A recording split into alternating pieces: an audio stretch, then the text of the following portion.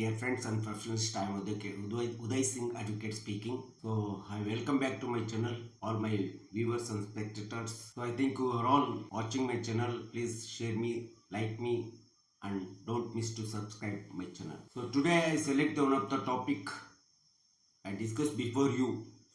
So that topic, it is a distinction between the fundamental rights and directive principles of state policies, or differences between the fundamental rights and directive principles of state policies in our Indian Constitution.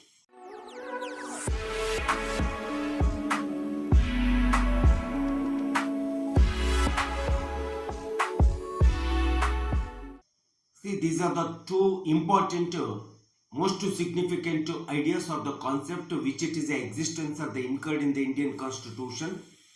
We know that we are exercising, we are fight for our rights always, but at the same time certain obligations or social obligations, values, principles, ethical principles, it is the most important, which it has been incurred in our Constitution. We know that, all of you. See, the fundamental rights, it is one of the most cherished ideas we have been found in the Indian Constitution, especially the chapter 3rd of the Indian Constitution, Constitution Article 12 to 35. These are the articles gives the detailed analysis, explanation regarding the concept or the ideas of the fundamental rights. But whereas the directive principles of state policies, you know that chapter 4th of the Indian Constitution, the constitutional article 36 to 51A, it has been refers to us, gives a detailed analysis regarding our ethical values, philosophical views or the ideas, directives of the Indian Constitution, directive principles of the Indian Constitution. It is the first distinction, differentiation, we know that. Then second question it will arise, which ideas, either fundamental rights or the directive principles of state policies, are superior? As per the legitimate, as per the legal aspect, I would like to say that our fundamental rights, ideas of the fundamental rights, it is a superior, more supreme compared to the directive principles of state policies.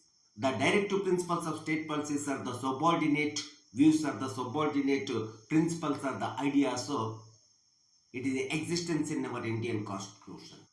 Because fundamental rights, we have been protected by the Constitution, legally and legitimately. But whereas the directive principles of it is a social principles, ethical principles, there is no constitutional protection. These directives never safeguarding by the Constitution. That's why the directive principles of state policies, subordinate ideas, subordinate principles compared to the fundamental rights. The fundamental rights are the supreme and superior ideas in our Constitution. It is a second differentiation, we know that. Then thirdly, we have to compare to the fundamental rights and directive principles of state policies, both the concepts. Fundamental rights are the legal, legitimate, logical, constitutional rights.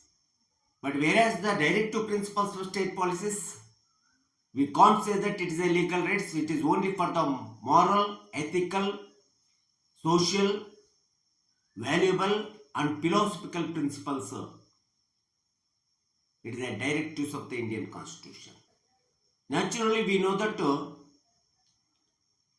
another distinction we have been found, these are the two ideas, fundamental rights and directive principles of state policy.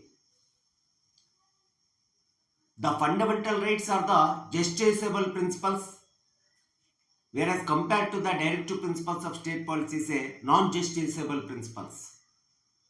Why? Because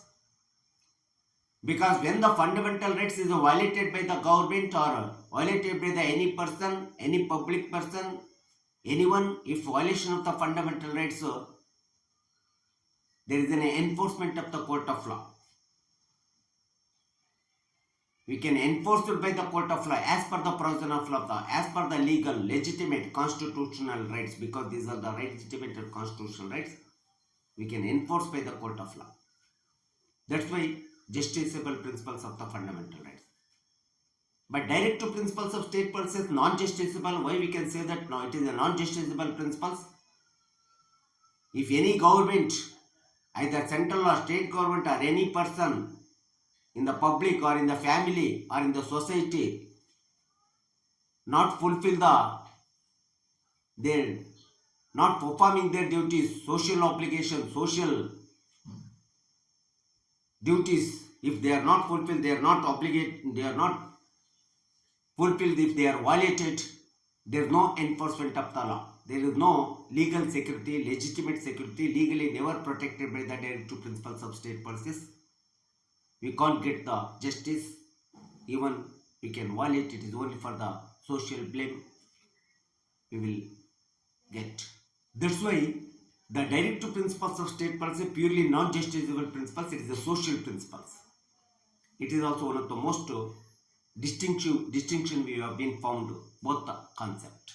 Then we know that if we are violated our fundamental rights either by the central government or the state government or anyone in the public or in the society, when we are go to enforcement of the court of law, see those who are violated fundamental rights, encroachment of our fundamental, they have been punished according to the law. The punishment is a compulsory in the fundamental rights.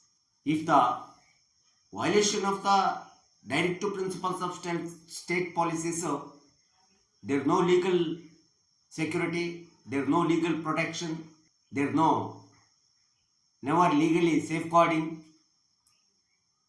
Even when there is no legal safeguarding, legal protection, directive principles of state policies, naturally there is no punishment at all. Only punishment we will get the social blame, social criticism. So it is these are the two concepts, two ideas. It is one of the most significant ideas incurred in the Indian Constitution. But however, we have given the more priority importance for our rights. How we have been struggling for our rights, getting the rights, protecting our rights. As like we must know that whatever the directive principles of state policies, chapter 3rd of the Indian Constitution, which it has been refers to as article 36 to 51A, it is also most important. We have to give the priority, because the welfare of the state, well-being of the state, advancement of the state, development of the state, enhancement of the state, it is depends upon not only fighting our rights, it is depends upon fulfillment of our social obligation, social principles, moral, ethical, philosophical, valuable principles. It is the most essential concept, essential ideas. It has to be duty of the every central government and state government and public and every citizens of the state, the successfulness of the democracy, enhancement of the democracy, and fulfillment of the democratic ideas, establishment of the economic democracy, social justice, social equality. It has to be depend upon, however we are given the priority, first priority for our fundamental rights. At the same time, we must have to give the priority for the directive principles of state policies, both the government and as well as the public, people or citizens in the democracy. Then only we will get the fruitful, prosperous democracy in this state.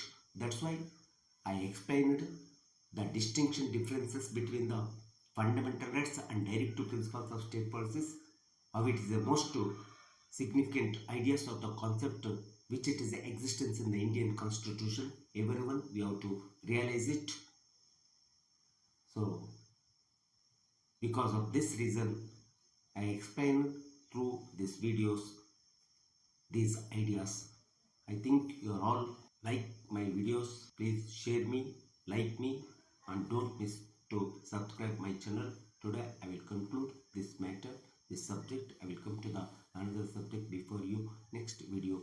Thank you for all.